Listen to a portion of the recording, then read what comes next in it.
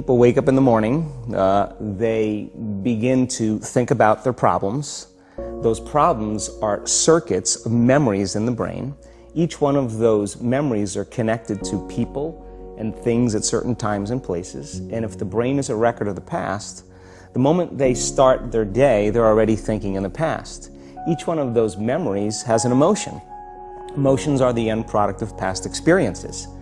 So the moment they recall those memories of their problems, they all of a sudden feel unhappy, they feel sad, they feel pain. Now, how you think and how you feel creates your state of being. So the person's entire state of being when they start their day is in the past. So what does that mean? The familiar past will sooner or later be predictable future. So if you believe that your thoughts have something to do with your destiny, and you can't think greater than how you feel, or feelings have become the means of thinking, by very definition of emotions, you're thinking in the past. And for the most part, you're going to keep creating the same life. So then people grab their cell phone, they check their WhatsApp, they check their text, they check their emails, they check Facebook, they take a picture of their feet, they post it on Facebook, they tweet something, they do Instagram, they check the news, and now they feel really connected to everything that's known in their life. And then they go through a series of routine behaviors. They get out of bed on the same side, they go to the toilet, they get a cup of coffee, they take a shower, they get dressed, they drive to work the same way, they do the same things, they see the same people, they push the same emotional buttons, and that becomes the routine, and it becomes like a program. So now they've lost their free will to a program, and there's no unseen hand doing it to them. So when it comes time to change, the redundancy of that cycle becomes a subconscious program. So now 95% of who we are by the time we're 35 years old is a memorized set of behaviors, emotional reactions, unconscious habits, hardwired attitudes, beliefs, and perceptions that function like a computer program. So then a person can say with their 5% of their conscious mind, I want to be healthy, I want to be happy, I want to be free. But the body's on a whole different program. So then how do you begin to make those changes? Well, you have to get beyond the analytical mind, because what separates the conscious mind from the subconscious mind is the analytical mind.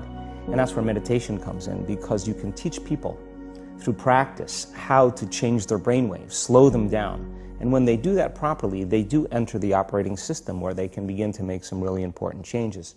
So most people then wait for crisis or trauma or disease or diagnosis. They wait for loss, some tragedy to make up their mind to change. And my message is, why wait? And you can learn and change in a state of pain and suffering, or you can learn and change in a state of joy and inspiration. And I think right now, the cool thing is that people are waking up. Most people spend 70% of their life living in survival and living in stress. So they're always anticipating the worst case scenario based on a past experience. And they're literally, out of the infinite potentials in the quantum field, they're selecting the worst possible outcome, and they're beginning to emotionally embrace it with fear. And they're conditioning their body into a state of fear. Do that enough times, body has a panic attack without you. You can't even predict it because it's programmed subconsciously. So people become addicted to the rush of those emotions, and they use the problems and conditions in their life to reaffirm their limitation, so at least they can feel something. So now when it comes time to change, you say to the person, why are you this way? Well, every time they recall the event, they're producing the same chemistry in their brain and body as if the event is occurring, firing and wiring the same circuits and sending the same emotional signature to the body. Well, what's the relevance behind that? Well, your body is your unconscious mind.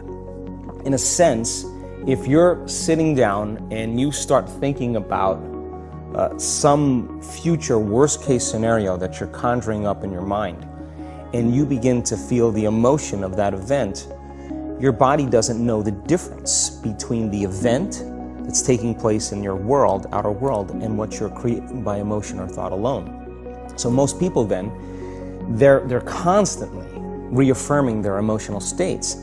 So when it comes time to give up that emotion, they can say, I really want to do it. But really the body is stronger than the mind because it's been conditioned that way. So the servant now has become the master. And the person all of a sudden, once they step into that unknown, they'd rather feel guilt and suffering because at least they can predict it. Being in the unknown is a scary place for most people because the unknown is uncertain. And people say to me, well, I can't predict my future. I'm in the unknown, and I always say the best way to predict your future is to create it. Not from the known, but from the unknown. What thoughts do you want to fire and wire in your brain? What behaviors do you want to demonstrate in one day? The act of rehearsing them mentally, closing your eyes, and rehearsing the action. Rehearsing the reaction of what you want, or the action of what you want. By closing your eyes and mentally rehearsing some action.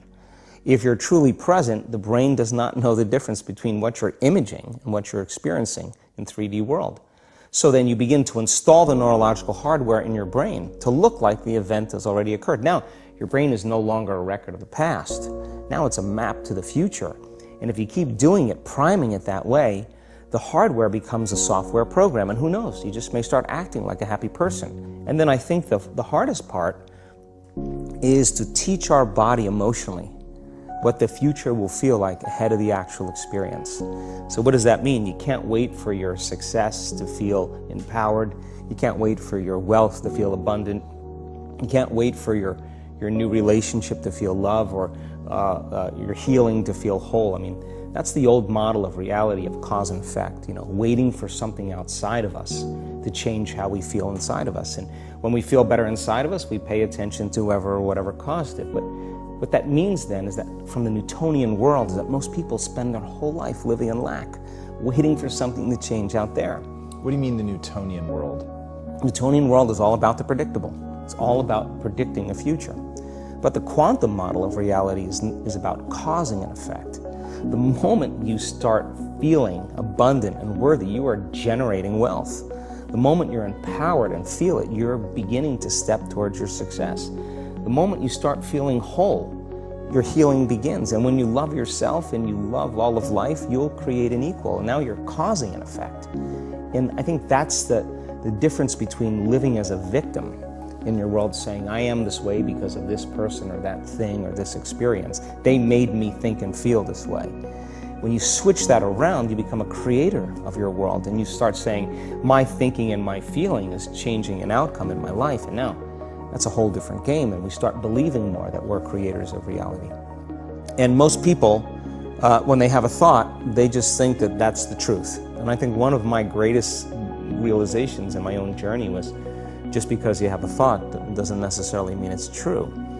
So if you think 60 to 70,000 thoughts in one day, and we do, and 90% of those thoughts are the same thoughts as the day before, and you believe that your thoughts have something to do with your destiny, your life's not going to change very much, because the same thought leads to the same choice leads to the same behavior creates the same experience, and the same experience produces the same emotion. And so then the act of becoming conscious of this process to begin to become more aware of how you think, how you act, and how you feel. It's called metacognition. And so then, why is that important? Because the more conscious you become of those unconscious states of mind and body, the less likely you're going to go unconscious during the day. And that thought is not going to slip by your awareness unchecked, because it means to know thyself. The word meditation means to become familiar with.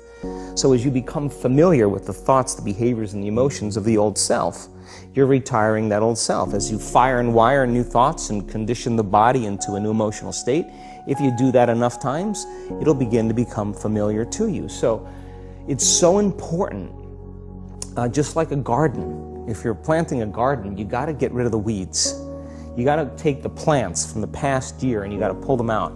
The rocks that sift to the top that are like our emotional blocks, they have to be removed. The soil has to be tenderized and broken down. We have to make room to plant a new garden. So primarily, we learn the most about ourselves and others when we're uncomfortable. Because the moment you move into that uncomfortable state, normally a program jumps in. When that program jumps in, it's because the person doesn't want to be in the present moment and engage it consciously. If you're not being defined by a vision of the future, then you're left with the old memories of the past, and you will be predictable in your life. And if you wake up in the morning and you're not being defined by a vision in the future, as you see the same people and you go to the same places and you do the exact same thing at the exact same time, it's no longer that your personality is creating your personal reality. Now your personal reality is affecting or creating your personality.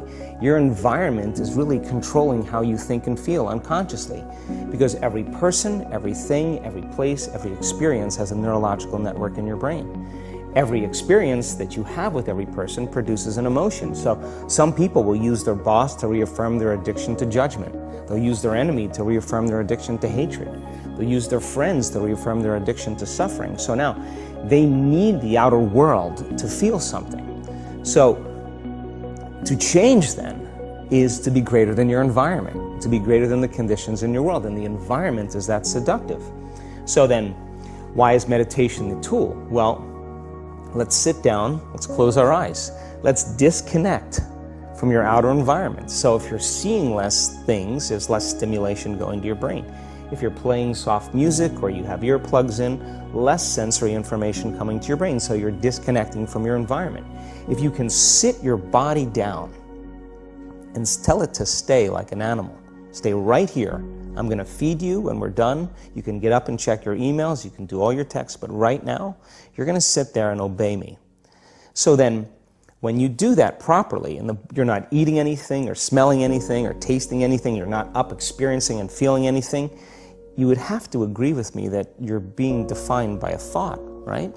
So when the body wants to go back to its emotional past, and you become aware that your attention is on that emotion, and where you place your attention is where you place your energy, you're siphoning your energy out of the present moment into the past, and you become aware of that.